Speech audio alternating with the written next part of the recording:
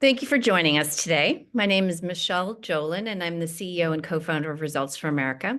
We're proud to be hosting today's session with our fabulous partners, the U.S. Conference of Mayors and Bloomberg Philanthropies. First, I want to reaffirm that the Local Infrastructure Hub is very committed to continuing to serve as a trusted resource for cities and towns as we all navigate through the transitions at the federal level. We'll continue to offer clear and actionable updates and insights into the infrastructure funding landscape and to provide opportunities for local leaders to showcase their leadership and innovation. Today, we'll be discussing how to leverage ballot initiatives to cover the costs of needed infrastructure investments. Federal funding isn't always enough to get the project across the finish line, as we all know, and the funding award might simply not be enough to complete the. I think someone has yeah, there we go. So federal funding might not always be enough to get a project across the finish line, or the funding award might be contingent on cities providing matching dollars from non-federal sources. So to overcome this barrier, many local leaders have turned to locally authorized financing streams, like those approved through ballot measures, to form a critical part of the capital stack for local infrastructure projects. So a lot of these measures have been successful. In 2024, 75% of transportation ballot measures passed around the country. And so today we're going to hear some key takeaways from city leaders who have successfully leveraged ballot initiatives to secure this infrastructure funding. Before we dive in, we want to hear from you to inform the session. So please take a moment to respond to the poll that we're just about to put up. And then from there, I am going to thank everyone and just welcome our fabulous partner, Mary Ellen Wiederwald, who's the president and CEO of Accelerator for America, who many of you are very familiar with their incredible work. She's going to kick off today's session. And I want to just thank you, Mary Ellen, for joining and turn it over to you.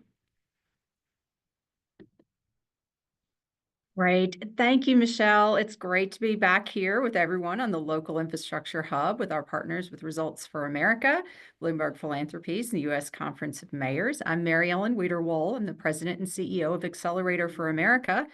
And our sister organization you're going to hear more about today, Accelerator for America Action, a 501c4 organization that helps to support local communities on their ballot measures for transit, transportation, and infrastructure. Our two organizations were founded at the same time in 2017. Many of you have been involved in our work to help promote greater economic mobility across the U.S., supporting mayors and other local leaders, helping you find and develop the best solutions, and then sharing, scaling, and replicating those across our platform. So you may know less about our C4 work. It was actually part of the catalyst for the founding of Accelerator. We were founded by former Los Angeles Mayor Eric Garcetti, and that catalyst was the passage of Measure M in Los Angeles in 2016, which to this day is the largest ballot measure ever passed anywhere for anything, $120 billion over 40 years, and they don't even have a sunset on that. And if you've tried to get around LA, you can say, yep, they're going to need every dime of that to help improve their transit and transportation infrastructure. And the voters said yes to that because they got tired of sitting in traffic. So when Mayor Garcetti was successful at passing this and founded Accelerator in 2017 to help cities help each other, people said, hey, how did you do that? We want to do that in our communities. And so since that founding in 2017, through our 501c4 Accelerator for America Action, we have been working with local leaders like those you'll hear from today to support new measures. And in our lifetime there, short since 2017, we have helped communities secure $75 billion in new funding for infrastructure. So we're going to talk today about how you too can get on that bandwagon. I'm excited to be joined by Mayor Freddie O'Connell from Nashville. You're going to hear from him soon. And our friend from Columbus, the city leader, deputy director of the Department of Public Services, Randy Borntrager. Randy is a campaign veteran who's been involved in several of these and was involved soup to nuts there in the project in Columbus. And so you're going to hear from them shortly. They are the real stars of today's show. They were the ones on the ground who got it done. I'm going to kick us off today with a little bit of an overview. As you know, we're a part of Local Infrastructure Hub, have been for the last year and a half, and we've been producing case stories, telling the stories of how you've been getting things done at the local level and helping others to learn from your success, your process, and sometimes how you learn from failure to then later make success. So we have a case story out now on these local ballot measures. We look forward to you reading it and coming back to us with questions and maybe raising your hand and saying, hey, could you come support me in my community? The mayor of Nashville is going to tell a long story of his engagement. He started on this journey actually as a transit board member before he was mayor. Couldn't have had a better advocate in the mayor's office than someone who had been there on the front lines. And like I said, Randy, from a long history there in the city and on campaigns. All of these start somewhere. They might start with a vision from a local leader. They might start bubbling up from community. They usually start from some pain point in your community. Traffic is bad. We need better stoplights. We need better pedestrian access. We need our roads and our sidewalks to be safer. This rally cry can come from anyone, from anywhere. And when that starts to gel and starts to aggregate into a movement, the first thing you need to do as a community is get a plan. Plan development is the first stage of this process you'll read about in the case story that we have published. And it involves all the things that many of you know full well about. It's very similar to the process of getting ready to apply for a grant, updating your comprehensive plans, your strategic multimodal transportation plan, your TIPs and your SEDS and all of those kinds of things. It's a very similar plan development process. You must engage community. You have to define what you need, what you want, and ultimately what it's going to cost. And as you start to get an idea about what you're going to need and what it's going to cost, then you need to get some friends on the legal side of the house and the folks who oversee your elections to start to understand what is your path to the ballot. Every locality and every state will be just a little bit different. Some states limit what localities can do. Unfortunately, we know all about municipal preemption in this business. So your state may give you a broad grant of authority to pursue a measure on all sorts of things. And you could go anytime to the ballot and ask for any type of taxation, sales tax, property tax, even occupational tax. Most states are going to limit through statute what you can go for and how much you can go for, and maybe even when you can have it on the ballot. So you need to cozy up to those good government law friends and understand what you are able to do and if you need to go to your legislature to get new approvals. And then you're going to start to think about a campaign, and we're going to get into more talk about that in this discussion. Setting up a campaign structure for a ballot measure is pretty similar to setting up a campaign structure for getting elected to city council or becoming mayor. You have to have people who support your effort. You have to have a pathway to the ballot and the paperwork, and you have to raise money to get your message out. Voters aren't just going to say yes to raise their taxes just because traffic is bad or just because the city council maybe voted unanimously to put it on the ballot. You have to tell people what they're voting for. You have to create a value proposition that they then want to say, yes, I'm willing to pay more in a property tax. I'm willing to improve a new bond measure, or I'm willing to increase the sales tax to pay for X, whatever's in your plan. So those are the three big components going into this. I want you to know, and also to know that plan development, pathway to the ballot, and running a campaign are not entirely sequential activities. There's sort of a beautiful bubble chart of Venn diagram where many of these things are coming alongside each other and happening at the same time, overlapping as you're getting closer and closer to putting something towards the voters. So that's a quick overview, and I'm eager to get into this conversation today with the mayor and with Randy. And Mayor, we will start with you.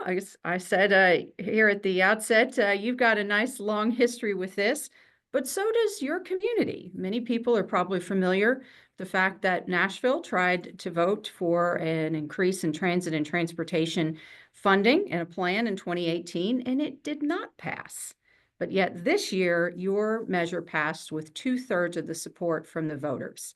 Tell us more about what you did, how you did it, and that earlier plan development process.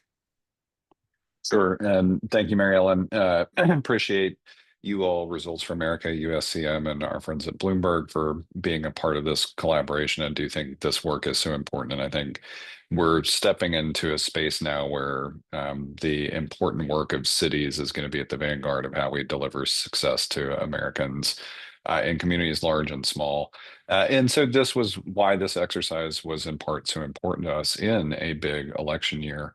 And I would say part of my answer comes from a moment where one of our statewide think tanks hosted a visit from Jeanette Sadik Khan from Bloomberg, in fact. And, you know, she was saying, it seems like you've gotten to this point pretty quickly. And I said, well, I guess it depends on how you're looking at things, because for me, this has been a journey of 20 years.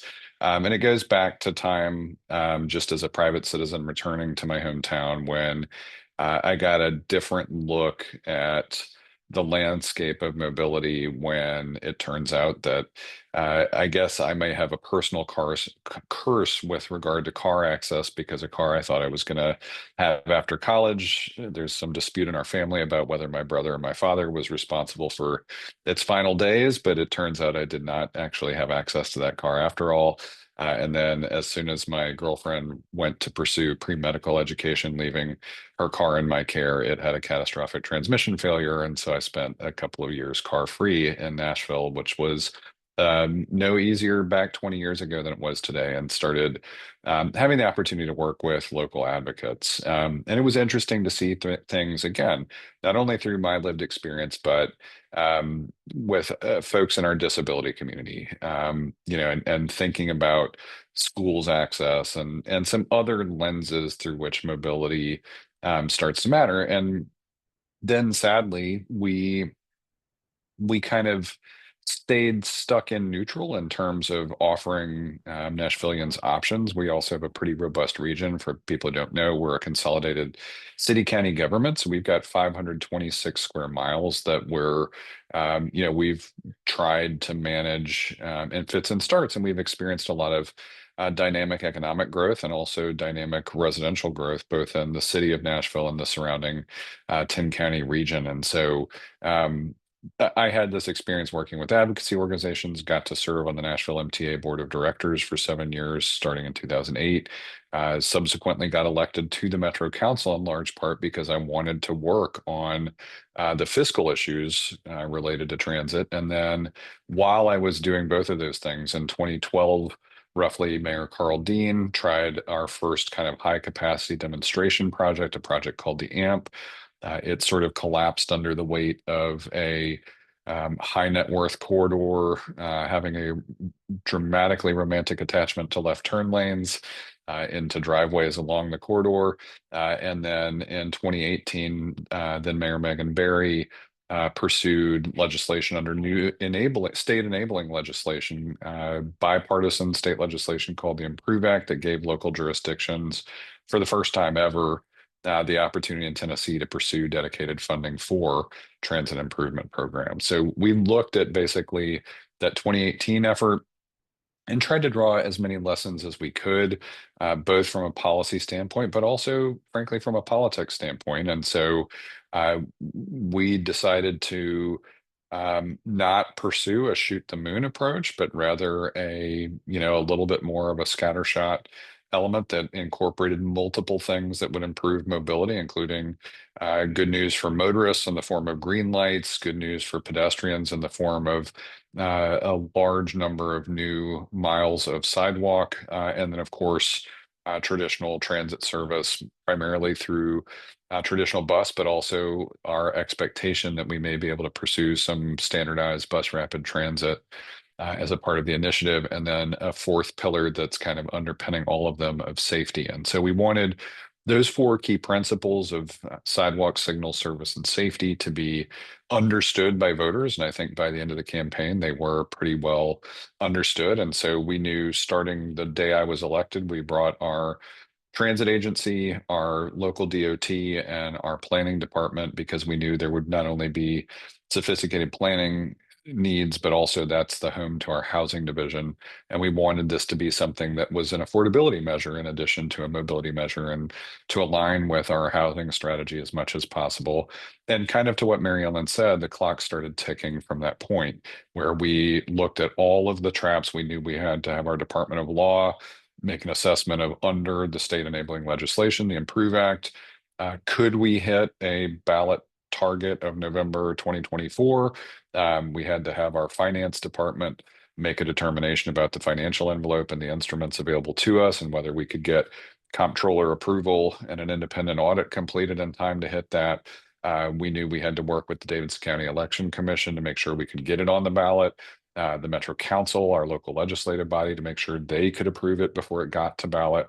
And so we had those kind of 5 key things. We had to have departmental and collaboration with the mayor's office design of the program. We had to have legal analysis to ensure it was consistent with state enabling legislation. We had to have financial analysis to ensure it cleared all of the financial hurdles and kind of accountability framework in that enabling legislation. Had to work with our Metro Council and the Election Commission to get it there.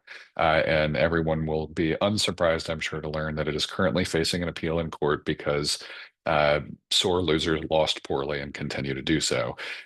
We know that it is fully legal, and we look forward to winning on appeal. We've already defended successfully in court once, but all along that way, we knew that the mayor's office would have a key information-based role. And one of the other things we saw in 2018 was that a lack of engagement at the council level and some community level meant a couple things. We established 2 key stakeholder groups: a technical advisory committee for subject matter expertise that was sort of partner-driven and community-based, and then a community advisory committee that was really more about, okay, are the technical ideas in this hitting where we want them to geographically, impact wise, level of understanding, and so forth. And we had those 2 bodies active throughout the spring, launched the program formally in April, and then maintained those committees throughout. Had engagement with all of our council members, at least extended invitations. I think we had 38 out of the 40 council members come in and visit with us. And then our transit team in the mayor's office went out. We had 1 new staff hire to lead this, basically a director of transportation planning in the mayor's office. And he and other key members would go visit neighborhood associations, academic work groups, private sector partners, and just anywhere that we could find to have a public information meeting. We went out and did it. Separately, we knew we wanted to do something also a little different from 2018, which is, rather than running this as a PR campaign, we knew we had to win an election. And so we approached it much more from the standpoint of using a lot of the lessons that were successful in our mayor's race, including a big grassroots effort, a lot of door-to-door contact, a large coalition that approached it from different angles. We had some independent expenditure efforts that were not coordinated with us, but had coalition partners that I know would be familiar to both Accelerator for America team and our Bloomberg friends. And it was interesting to see that, because you had business landscape support, labor landscape support, kind of grassroots orgs landscape support, all while we were supporting it underneath with high quality information. And so all of that led to a great 2-1 victory at the ballot box in November. And I'll stop there, Mary Ellen. Well, it won't be stop. We'll just put a semicolon in the sentence. There's a lot more to learn from your experience, and that is a great intro to a number of the components of how you built this for success.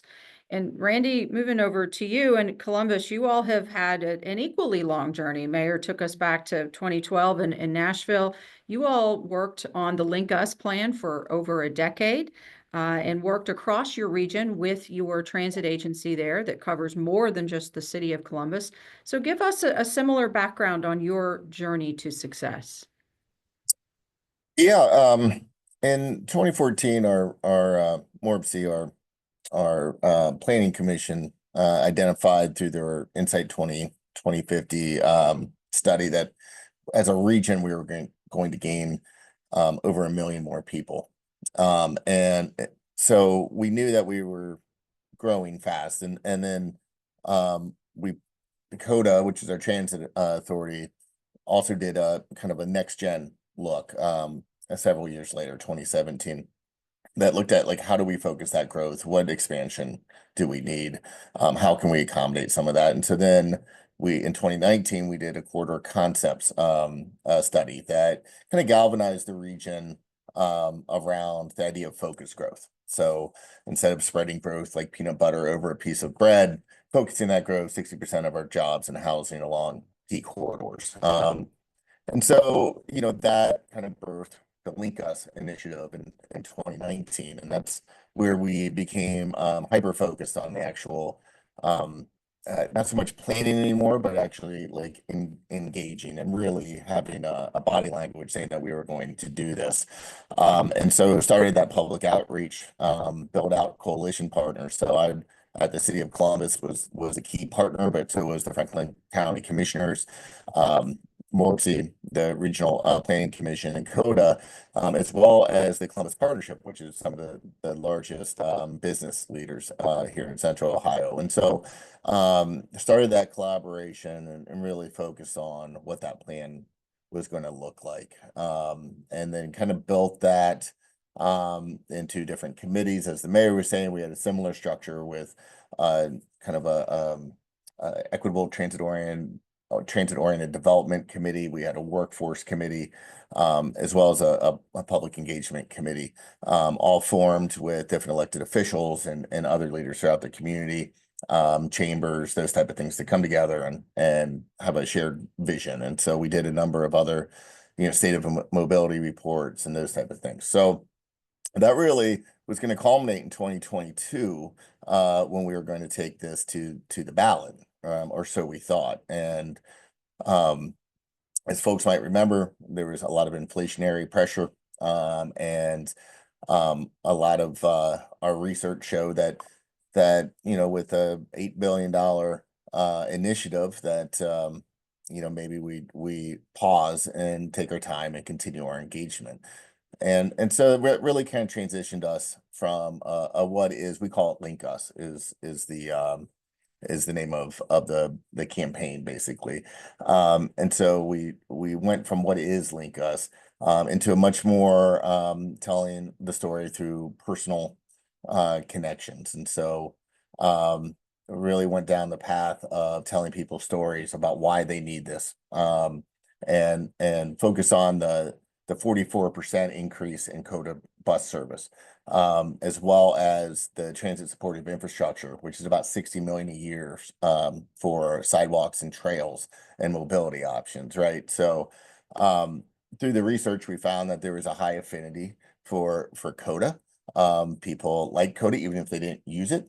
But also, what is it in it for me if you don't live along those corridors? Well, you're talking about building walkable, bikeable communities. And so that, the actual public information spending on the official side of the ledger really didn't talk that much about bus rapid transit, even though we were the largest city in the nation without any type of rapid transit.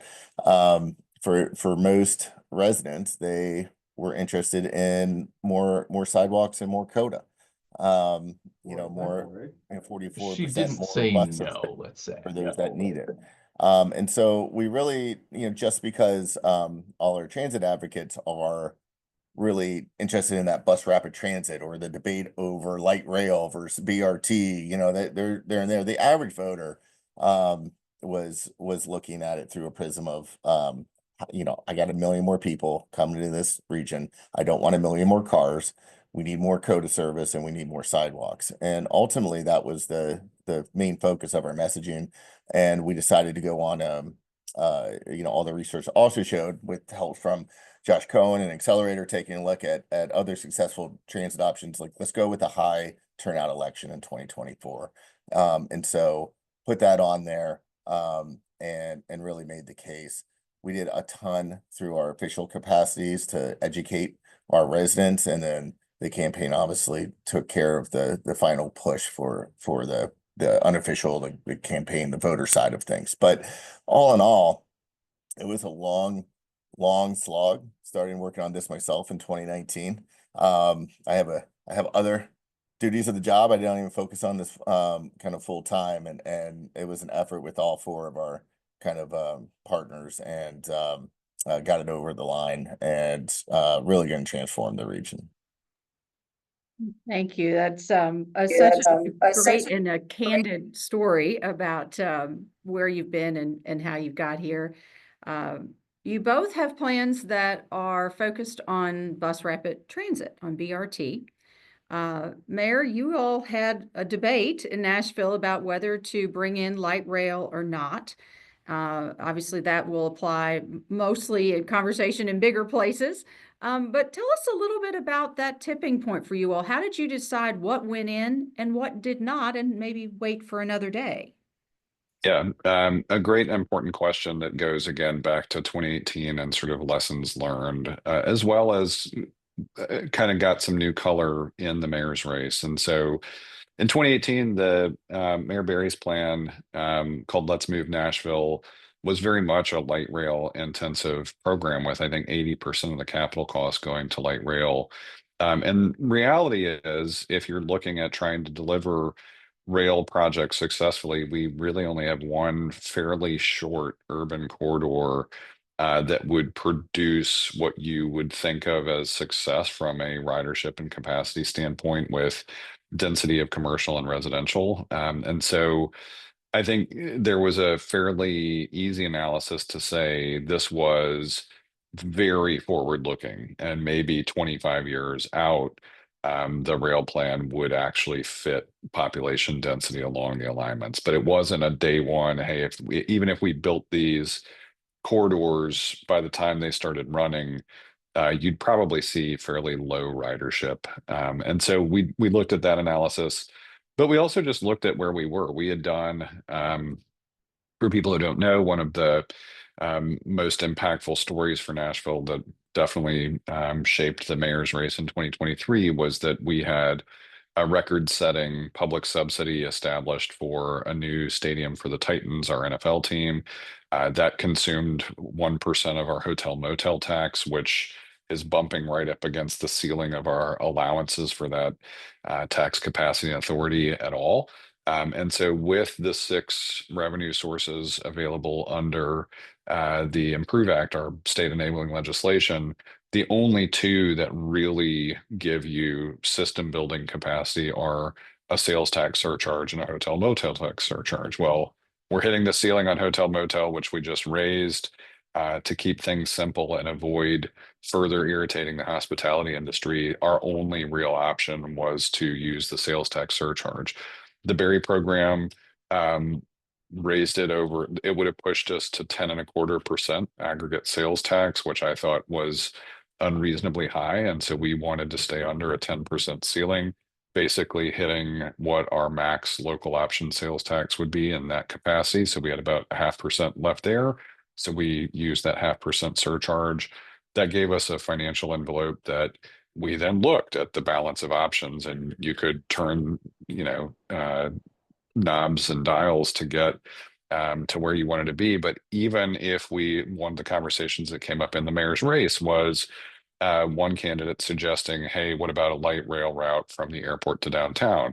And that sounds great. And it probably, like many cities that have better transit-based access from the airport to the city, it is a nice to have option. But if you evaluated it at a cost of $300 million or more per mile for light rail implementation starting fresh today, and again, pushing these costs out a few years into the future after design and NEPA and everything else, the cost would probably approach $400 million per mile.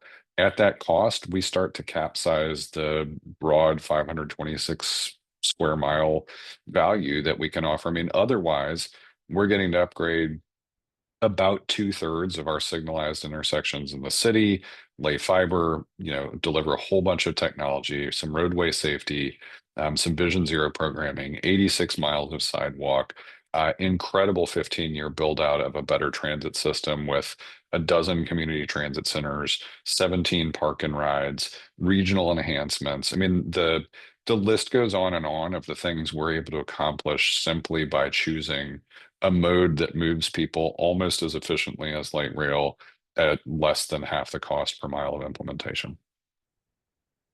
It was I'll say the debate did not last particularly long.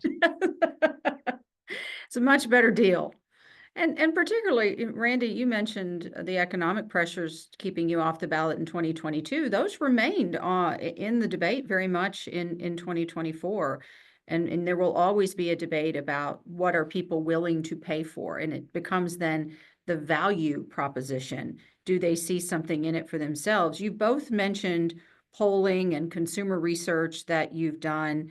Randy, you mentioned the official side and there's the unofficial side. Will you tell us a little bit more about the official side and the unofficial side and how those work together and evolve as you get closer to the ballot? Yeah, absolutely. So on the official side, I say that because code is different in the city and the government, but we worked well together as a team. And so a lot of transit agencies do consumer research, for instance. And so we can test some things just there. It's not a, a likely voter screen or anything, but you can get a general sense of where people are and the pressures and the common knowledge that growth is on people's minds. We have intel that's coming. There's these huge things in Central Ohio that are kind of swirling around, and people understanding that growth is a challenge, and if they want a quality of life that we've become used to here, that we have to do something to address the folks that are moving in, and so as the fastest growing city and region and the Midwest, we have long known that. And so on the official side, we were allowed to communicate, we were allowed to inform. We couldn't talk about voting and those type of behaviors, but we certainly could go out with a marketing campaign as well as an intensive engagement effort. So had in-person one-on-one conversations with over 40,000 people over the last 2 years, and had millions of impressions and engagements on different advertising channels. And so we carried that all the way through November of 2024. And and in Ohio, as long as I'm on my own time and unclassified employees on their time, they also can volunteer for other activities. And so there was a campaign structure that was built out, and that went through the research components and their advertising strategies and things like that supported and had their own website and supported that vote effort. So we were free on the government side to educate, and so we built out a robust kind of presence, not only on the ground but also online, make sure people had all the information they needed to have for information about the Link Us effort, and then the campaign side of things kind of took care of that persuasion messaging. And those, we also were lucky enough not to have organized opposition. And so but we were, on the campaign side, they were entirely ready if that did happen. But the two kind of worked in parallel very well, and ultimately brought us home in what was a very challenging year in Ohio, and certainly even in the region, with some communities just outside of the Dakota service area losing different school levies and things like that, where they were taking some tax increases forward. So it wasn't a slam dunk. And in 2022, we decided we're not messing around with 8 billion. Let's make sure we have the foundation in place and that people understand what we're trying to do. And ultimately that, I think, led us to some really good decisions and moving forward into the 2024 with both sides kind of working in tandem or parallel. You all obviously had great success, and I appreciate you sharing as a public official how you walked that line. And similar to the laws and the path to the ballot being unique to each place will have their own set of local rules, maybe even state statutes, codes of ethics that everybody needs to look into and understand. What am I doing in my official capacity? What can I do in the evenings, on the weekends? Because there will be a campaign structure that is run by people who are not in government, but there needs to be able to be a communication channel between those two things. And Mayor, I'm going to come back to you, but with this preface, you've heard this before from us. When we are talking to a community about doing one of these, we're looking for a collection of prerequisites to be in place or lining up before we say, yep, you're ready to go. The top prerequisite is an engaged and vocal top elected official, just like Mayor O'Connell. So check the box there in Nashville. Mayor Ginther in Columbus was also very much involved championing this issue. Mayor Gallego in Phoenix, the Maricopa County one, another great example. So that's check box number one. The second box is you have to have a very involved local business and civic community, and they need to add their voices to it. But frankly, campaigns cost money. And so we need people who can write checks to further the campaign. You need to have a professional campaign structure. We've talked about that. And when you go out for your first big poll, official baseline poll, you want to see 60% of the respondents to that poll saying, yes, I'm willing to pay more for this plan. And so, Mayor, you were in a really unique and special position, being a voice and a face of this plan, new mayor who had run on this issue, coming in with that wind at your back. Tell us more about how you coordinated with the business community, with the campaign. You all raised more than $3 million for this campaign, and that was a joint effort.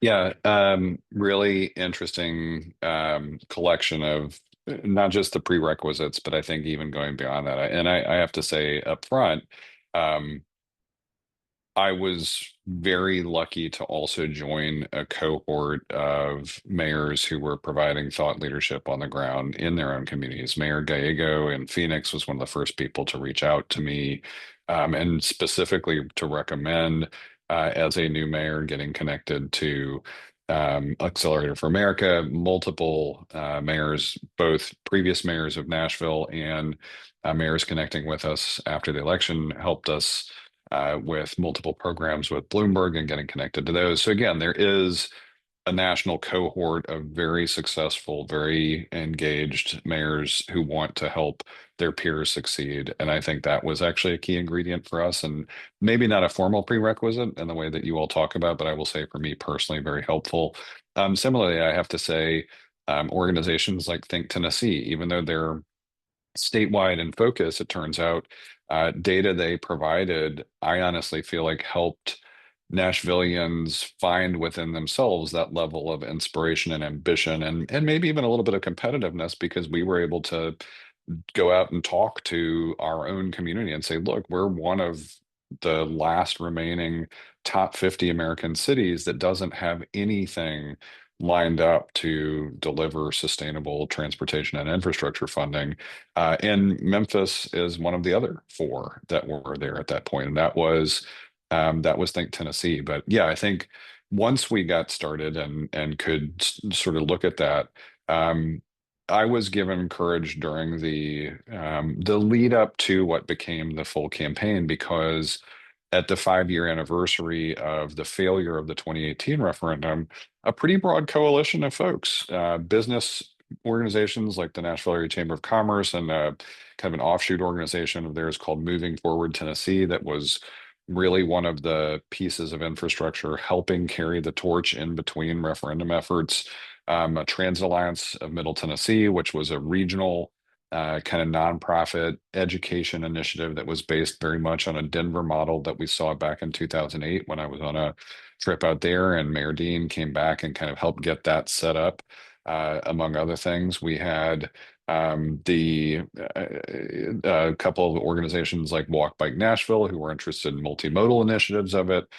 Transit Now Nashville, sort of a pro transit oriented organization. And then key among them, though, were our Greater Nashville Realtors. We had organizations like that who I think understand both the business case, but also the livability case and understand that we're losing ground in a competitiveness as a city scenario and a broader scenario. And so Greater Nashville Realtors not only were engaged in that 5-year anniversary moment, but they turned out to be one of our most substantial individual contributors to the campaign. Um, and it's interesting because hearing Randy sort of talk about that role, I I personally did not stay particularly engaged in the campaign. It was almost like I was an ex officio board member. I couldn't, there were some things that I legally should stay away from. And a lot of the fundraising activity was part of that. But I wasn't operationally involved in the day-to-day activity of the campaign, but we felt like we had a pretty good official governmental framework for communicating the core ideas, and the campaign honestly could draft off of that pretty easily. And I felt like it naturally, because it was so quick to follow on the heels of our successful mayor's race, a lot of the political elements I think were familiar to people. And so we had a lot of our canvassing team had already worked just the year prior. And I think for so many people who know how ephemeral campaign work can be, I think a lot of people felt encouraged that they could immediately jump back in and work on something they believed in. And I think the same was true for a lot of people in the business community. They knew how important this was. And as we shored up business support, particularly in the runoff in 2023, converting that into business stories here in 2024 was so successful.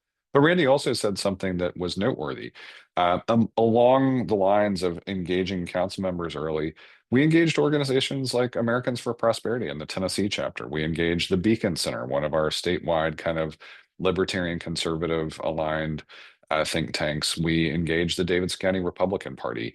We engaged people, individuals who had been core to previous opposition efforts, and we sort of walked them through our thinking and invited feedback and invited concerns and criticisms. And by the time we were up and running, we also were very fortunate not to have very much in the way of organized opposition. I mean, what was there was really interesting because it seemed sort of to just capture the, a general sense of angry resentment, and didn't have a groundswell of grassroots response. And so I think it was a nice moment for the city to reflect on how, hey, we can do things that are big and important and good and popular all at the same time. And on election night, one of my favorite things was just the sheer breadth of the coalition you could behold that had all come out to celebrate together.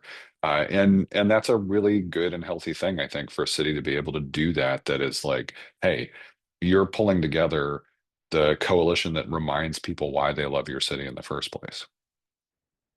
It's beautifully said. One of my favorite experiences of being there on the ground with Nashville was actually during the campaign. It was an open seat for mayor, nonpartisan primary with 14 candidates. And the business community and advocacy community, civic leadership organized a series of forums on different topics. And I came into Nashville for the forum on transit and transportation needs of the community. And it's one of the most amazing American small d democratic experiences I've had recently. You had all of these candidates sitting on the stage and a good dozen folks who could speak cogently about the needs and the opportunities. And nobody called anybody a name, and there was no negativity, and there was just this rich dialogue. And so I mentioned that because it's just part of what was going on in Nashville. And think about what's going on in your community. What are people asking for? What are people knowledgeable about and talking about? And how can you throw some fuel on that fire and get more of those places where people are talking about this? And it becomes an expectation for your elected leaders and your future candidates that they're going to be addressing this. We've got some opportunity for questions here coming up. And as we get into those, Randy, I want to throw a question to you. Mayor O'Connell talked about the lack of organized opposition. You mentioned that as well. Other than Mayor, I do have to love the comment you made about the prior plan, two plans ago, falling to the opposition of a romantic attachment to left turn lanes. I don't think I've ever heard those words together in a sentence. But people are opposed to things for lots of reasons. And in Nashville, y'all did a great job of basically cutting off your opposition before it could even get there, get to the starting line. Randy, what do you think your success was in keeping the opposition at bay? Steal that line. That was fun. So consider that stolen. That Mayor Ginther had, instructed us at the very beginning that we needed to be intentional in our reach. And so because we had such a long time, and then even when we decided to postpone when we went forward with this, it gave us 2 extra years, right? And so we really did intentional engagement across all sectors. So over 500 kind of meet and greets and going and doing list sessions and going business by business, sometimes different sectors. The realtors were brought up, the chambers of commerce, attended every municipalities, city council meetings, and informed all the elected officials and brought people on board that were on the corridors and off the corridors. Really try to address every concern that we saw, and what we saw is that there was really broad and deep support among different groups, right? So while an average person on the street at the beginning might not have known too much about the Link Us effort, we certainly started with a lot of the stakeholder type folks, those that were key decision makers and influencers in the region, and brought folks along. I think it was a huge coalition, and it was intentional. But starting early and having a plan, and working with our amazing elected officials and Mayor Ginther and City Council here, and there's over 20 municipalities in the Dakota service area, as well as townships and all sorts of others. And so it really took, we knew that we wanted to touch each one at least 3 times in a year, and we ratcheted that up in that final year quite dramatically. And so I think that the shared vision was set early. It was co-collaborative. So we didn't see any particular industry or even stakeholder group in opposition. There were some that weren't sure. And so our job was, someone said, well, I've never heard of Lincoln. So, well, invite us. Let me tell you about it. We'll show up at your next meeting. And so our transit advocates, we learned from Austin, who when they went to the ballot previously and they lost, the transit community wasn't bought in, right? And so then they went back with more support. And so we had those discussions with other cities, and so made an intentional effort of bringing along those folks and having them part of the team, so to speak. And so and that's just a lot of work, but it is one that we could build out a team, and between the 4 agencies, really cover a lot of ground. And so I think it speaks to the collaboration between Morpsey, Coda, the city, county, and business community, to really put effort into it, not just check a box, yeah, I support it, but actually go out and work it. So I think it speaks a lot to the collaborative nature of what we did over a period of years. I'm reminded of that great sports statement that a strong offense is the best defense. And from what I saw from both of you all, that certainly measured up here. You got out ahead, built a plan that had a lot of support, addressed in some cases directly head on the opposition. The other thing we know about opposition is they don't want to lose. And if you can present the face and present the data and a strong campaign that this is going to win, you probably will not get well-funded, well-organized opposition. If they smell that there's weakness and blood in the water, they might be coming out to pile on.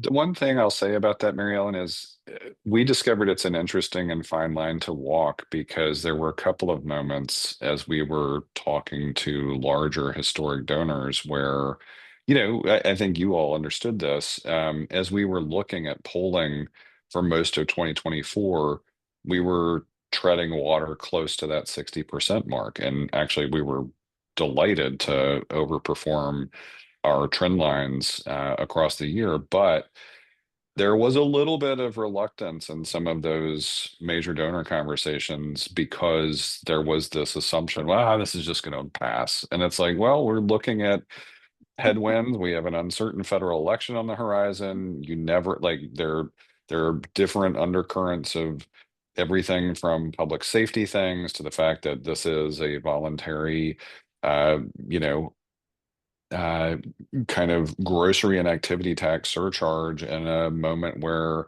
across the country we're seeing evidence that inflationary economic reactions are pushing things in a different direction. And so I like we it's that weird line to walk between, yes, the confidence that we're going to execute a good campaign around a great plan, but to have to fight the complacence of it's going to win, and so we're going to stop giving money.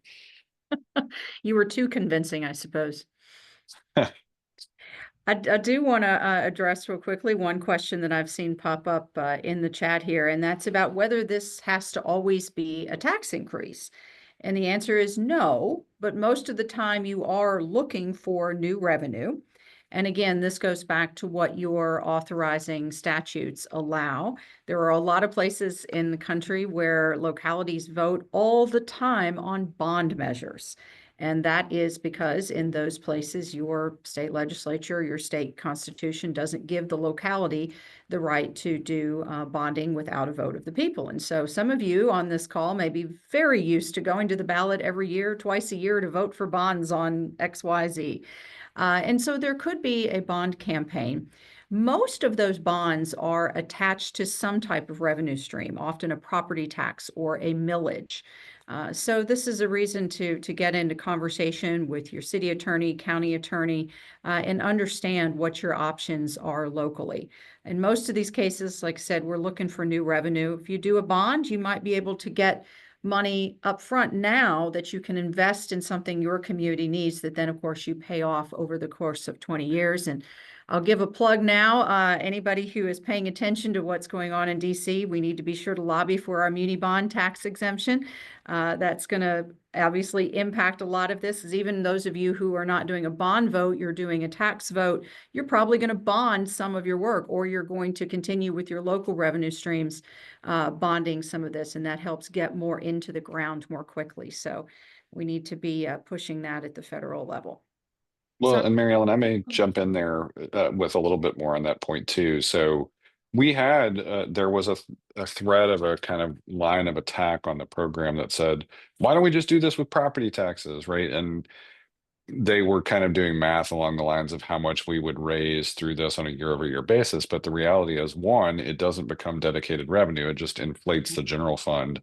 And two, to do it that way, we can put general obligation bonds in Nashville under Charter 2 referenda, but it's the longevity of these projects. You don't get the federal match guarantees, even the state match guarantees, if you can't say when you start a project that you've got the certainty to complete it. And so yeah, maybe we could have done 30 different individual bond issuances for every project that's in our program. But from an actual program implementation standpoint, being able to count on the reliability of the revenue across a 15-year build out horizon made so much more sense to have that be dedicated funding. And yes, to your point, across that horizon, we will be using some portion of it for operating, including transit-based security, including, an offset for our local transit authorities' actual operating budget. Not in its entirety, but there will be some operating expenses drawn directly from that revenue that actually help relieve pressure on our general fund. And then, yes, we will also bond out some significant portions when we can do it as a package that supports the projects. the answer is all of the above. Well, we have taken ourselves right here to the end of our discussion. Thank you both for your time today, sharing your talents, your insights, your candor. You're seeing a poll pop up there for some closing questions here. And most importantly, thank you both and Mayor Ginther for the leadership that you have shown in your community and across the country, hopefully giving us a pace setter there to follow in many more places. With that, Jamie, I will throw it to you. Great. Thank you so much, Mary Ellen. Thank you, Mayor O'Connell. Thank you, Randy, for sharing your insights about what I know is a long road that it often takes for cities to be able to get these measures across. And so I'm sure that the cities on today's call really benefited from hearing about that. As Mary Ellen said, please respond to our Zoom poll because it helps us be able to figure out what supports to continue providing to cities to make sure that we're being actionable and meeting you all where you're at. In the same vein, and Daly, if you wouldn't mind just putting up the slide, we are keeping our boot camp registration open for just a couple more days because we know that, as Michelle mentioned earlier, cities are really trying to understand what's happening with these federal funding programs. And these boot camps are providing day-to-day insights that are relevant to the specific topic areas. And so we have 5 boot camps that we're running right now. And one of them is a brand new offering that we haven't done before on grant implementation, compliance, and management. So if you're a city that has won a federal grant, and especially if you have had any sort of turnover on your grants management team, I would highly encourage your teams to enroll in that one. It's open to cities of all sizes, so there's no population cap at all on that one. And we're giving information on the day-to-day as different provisions around the programs change with executive orders and OMB memos and memos from agencies. We'll be adapting our curriculum and giving you meaningful insights. Clean energy projects have obviously been very much in the news, and our experts, again, are trying to help cities really unpack what types of funding are available for those programs now and what will be available on a go forward. And then I'll just say, I think, especially for Safe Streets and Roads for All and for our rail projects, we've seen a lot of action out of the Department of Transportation about the priorities that they're going to be really focused on as they review applications. And so we want to make sure that you're well prepared to address those priorities. So the information is in the chat to register. The boot camp's already started. And so we do have the videos, though, available of the first session that you would have missed, but you can catch right up. And we still have 3 more months to go. So please do register quickly, though, because we're gonna close those out by the weekend.